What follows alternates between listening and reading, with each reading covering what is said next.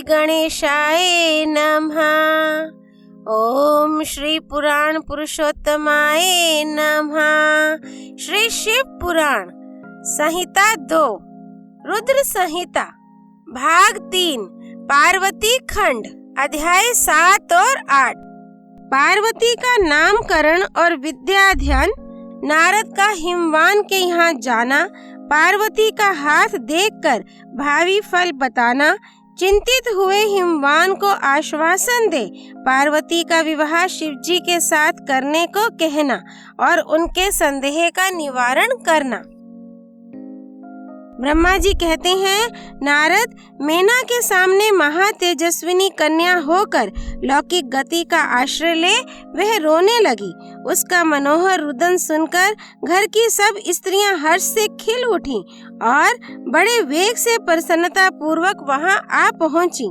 नील कमल दल के समान श्याम कांति वाली उस परम तेजस्विनी और मनोरम कन्या को देखकर गिरिराज हिमालय अतिशय आनंद में निमग्न हो गए।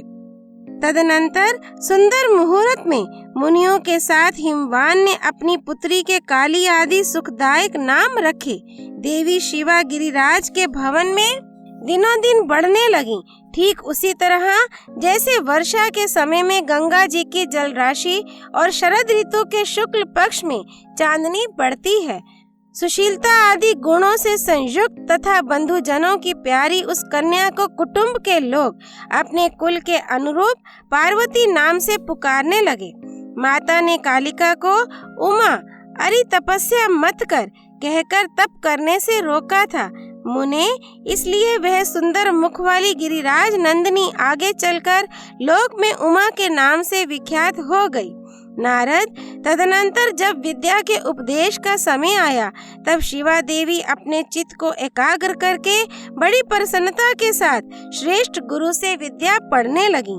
पूर्व जन्म की सारी विद्याएं उन्हें उसी तरह प्राप्त हो गईं, जैसे शरद काल में हंसों की पांत अपने आप स्वर्ग गंगा के तट पर पहुंच जाती है और रात्रि में अपना प्रकाश स्वतः महौषधियों को प्राप्त हो जाता है। मुने, इस प्रकार मैंने शिवा की किसी एक लीला का ही वर्णन किया है। अब अन्य लीला का वर्णन करूँगा, सुनो। एक समय की बात है, तुम भगवान शिव की प्रेरणा से प्रसन्नता पूर्वक हिमाचल के घर गए। मुने, तुम शिव तत्व के ज्ञाता और उनकी लीला के जानकारों में श्रेष्ठ हो। नारद, गिरिराज हिमालय ने तुम्हें घर पर आया देख प्रणाम करके तुम्हारी पूजा की और अपनी पुत्री को बुलाकर उससे तुम्हारे चरणों में प्रणाम करवाया। मुनीश्वर फिर स्वयं ही तुम्हें नमस्कार करके हिमाचल ने अपने सौभाग्य की सराहना की और अत्यंत मस्तक झुका हाथ जोड़कर तुमसे कहा। हिमालय बोले, हे मुने नारद, हे ब्रह्मपुत्रों में श्रेष्ठ ज्ञानवान प्रभो, आप सर्वज्ञ हैं और कृपा पूर्वक दूसरों के उपकार में लगे रहते हैं। मेरी पुत्री की जन्म कुंडली में जो गुण दोष हो उसे बताइए। मेरी बेटी किसकी सौभाग्यवती प्रिय पत्नी होगी? ब्रह्मा जी कहते हैं, मुनि श्रेष्ठ, तुम बातचीत में कुशल और कौतुकी तो हो ही। गिरिराज हिमालय के ऐसा कहने पर तुमने कालिका का हाथ देखा और उसके संपूर्ण अंगों पर विशेष रूप से दृष्टिपात करके हिमालय से इस प्रकार कहना आरंभ किया। नारद बोले, शैलराज और मेना, आपकी यह पुत्री चंद्रमा की आदि कला के समान बड़ी है। समस्त शुभ लक्षण इसके अंगों की शोभा बढ़ाते हैं। यह अपने पति के लिए अत्यंत सुखदायिनी होगी और माता पिता की भी कीर्ति बढ़ाएगी। संसार की समस्त नारियों में यह परम साध्वी और स्वजनों को सदा महान आनंद देने वाली होगी। गिरिराज, तुम्हारी पुत्री के हाथ में सब उत्तम लक्षण ही विद्यमान हैं। केवल एक रेखा विलक्षण है। उसका यथार्थ फल सुनो। इसे ऐसा पति प्राप्त होगा जो योगी, नंग धड़ंग रहने वाला, निर्गुण और निष्काम होगा। उसके न माँ होगी न बाप। उसे मान सम्मान का भी कोई ख्याल नहीं रहेगा और वह सदा अमंगल वेश धारण करेगा। ब्रह्मा जी कहते हैं, नारद, तुम्हारी इस बात को सुन और सत्य मानकर मेना तथा हिमाचल दोनों पति पत्नी बहुत दुखी हुए। परंतु जगदम्बा शिवा तुम्हारे ऐसे वचन को सुनकर और लक्षणों द्वारा उस भावी पति को शिव मानकर मन ही मन हर्ष से खिल उठी। नारद जी की बात कभी झूठ नहीं हो सकती, यह सोचकर शिवा भगवान शिव के युगल चरणों में संपूर्ण हृदय से अत्यंत स्नेह करने लगी। नारद, उस समय मन ही मन दुखी हो हिमवान ने तुमसे कहा, मुने, उस रेखा का फल सुनकर मुझे बड़ा दुख हुआ है। मैं अपनी पुत्री को उससे बचाने के लिए क्या उपाय करूं? मुने, तुम महान कौतुक करने वाले और वार्तालाप विशारद हो। हिमवान की बात सुनकर अपने मंगलकारी वचनों द्वारा उनका हर्ष बढ़ाते हुए तुमने इस प्रकार कहा। नारद बोले, गिरिराज, तुम स्नेह पूर्वक सुनो, मेरी बात सच्ची है, वह झूठ नहीं होगी। हाथ की रेखा ब्रह्मा जी की लिपि है, निश्चय ही वह मिथ्या नहीं हो सकती। अतः शैल पर्वत, इस कन्या को वैसा ही पति मिलेगा, इसमें संशय नहीं। परंतु इस रेखा के कुफल से बचने के लिए एक उपाय भी है, उसे प्रेम पूर्वक सुनो। उसे करने से तुम्हें सुख मिलेगा। मैंने जैसे वर का निरूपण किया है वैसे ही भगवान शंकर हैं। वे सर्व समर्थ हैं और लीला के लिए अनेक रूप धारण करते रहते हैं। उनमें समस्त कुलक्षण सद्गुणों के समान हो जाएंगे। समर्थ पुरुष में कोई दोष भी हो तो वह उसे दुख नहीं देता, असमर्थ के लिए ही वह दुखदायक होता है। इस विषय में सूर्य, अग्नि और गंगा का दृष्टांत सामने रखना चाहिए। इसलिए तुम विवेक पूर्वक अपनी कन्या शिवा को भगवान शिव के हाथ में सौंप दो। भगवान शिव सबके ईश्वर, सेवे, निर्विकार, सामर्थ्यशाली और अविनाशी हैं। वे जल्दी ही प्रसन्न हो जाते हैं, अतः शिवा को ग्रहण कर लेंगे, इसमें संशय नहीं है। विशेषता वे तपस्या से वश में हो जाते हैं। यदि शिवा तप करे तो सब काम ठीक हो जाएगा। सर्वेश्वर शिव सब प्रकार से समर्थ हैं। वे इंद्र के वज्र का भी विनाश कर सकते हैं। ब्रह्मा जी उनके अधीन हैं तथा वे सबको सुख देने वाले हैं। पार्वती भगवान शंकर की प्यारी पत्नी होगी। वह सदा रुद्रदेव के अनुकूल रहेगी, क्योंकि यह महासाध्वी और उत्तम व्रत का पालन करने वाली है तथा माता पिता के सुख को बढ़ाने वाली है। यह तपस्या करके भगवान शिव के मन को अपने वश में कर लेगी और वे भगवान भी इसके सिवा किसी दूसरी स्त्री से विवाह नहीं करेंगे। इन दोनों का प्रेम एक दूसरे के अनुरूप है।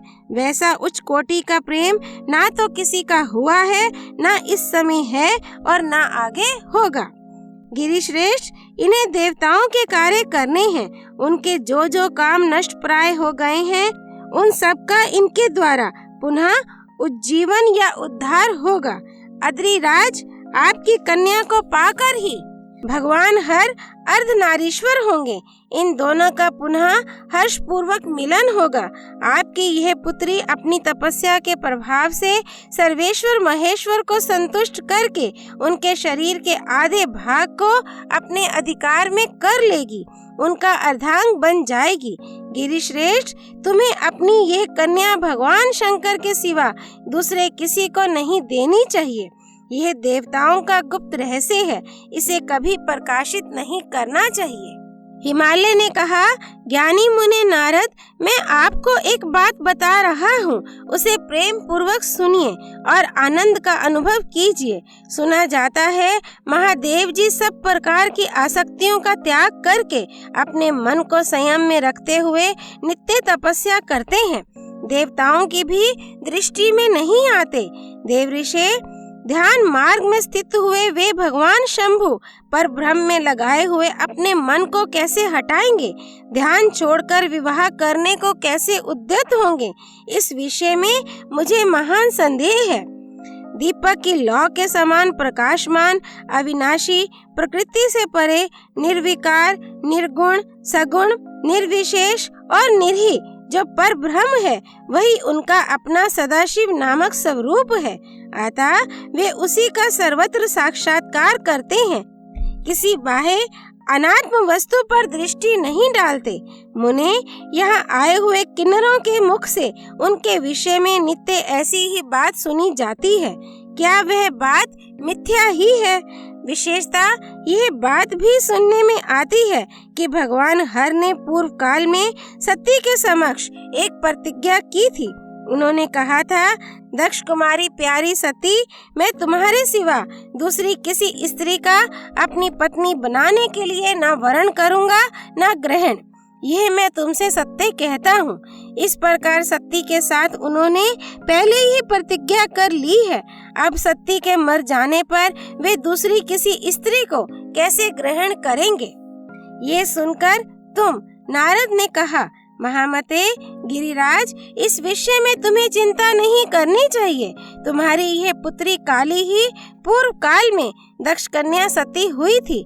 उस समय इसी का सदा सर्वमंगलदायी सती नाम था। वे सती दक्ष कन्या होकर रुद्र की प्यारी पत्नी हुई थी। उन्होंने पिता के यज्ञ में अनादर पाकर तथा भगवान शंकर का भी अपमान हुआ देख क्रोध पूर्वक अपने शरीर को त्याग दिया था। वे ही सती फिर तुम्हारे घर में उत्पन्न हुई हैं। तुम्हारी पुत्री साक्षात जगदम्बा शिवा है। यह पार्वती भगवान हर की पत्नी होगी, इसमें संशय नहीं है।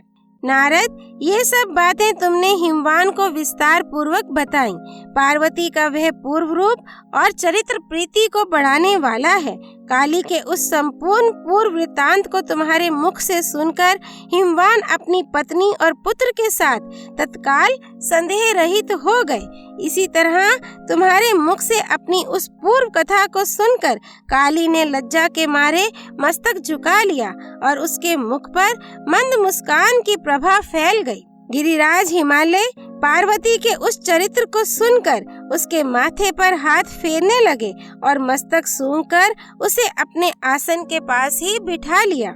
नारद, इसके पश्चात तुम उसी क्षण प्रसन्नता पूर्वक स्वर्ग लोक को चले गए और गिरिराज हिमवान भी मन ही मन मनोहर आनंद से युक्त हो अपने सब संपत्तिशाली भवन में प्रविष्ट हो गए। अध्याय 7 और 8 संपूर्ण। माँ कालिका देवी की जय। अर्धनारीश्वर भगवान हर हर की जय। शिव शंकर की जय। हर हर महादेव। श्री हरि अर्पणमस्तु।